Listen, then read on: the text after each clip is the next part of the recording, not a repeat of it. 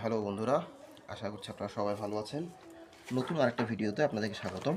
বন্ধুরা, আজকে আমি আপনাদেরকে দেখাবো আপনারা ঘরের মধ্যে কীভাবে ছোট ছোট ফলের যে ঝুড়িগুলো আছে, যেগুলো ক্যারেট নামে পরিচিত, সেই ক্যারেটগুলোতে আপনারা কীভাবে বিভিন্ন ধরনের সবজি বা শাক, বিশেষ করে লাল শাক, যে শাক, সরিষা শাক, এই জিনিসগুলো আপনারা সারা বছর ফলাতে পারবেন, উৎপাদন করতে পারবেন।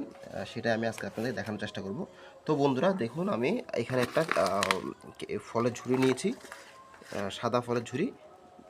এইগুলা 20 থেকে 30 টাকায় পাওয়া যায়, আমারটা 30 টাকা দাম নিয়েছে।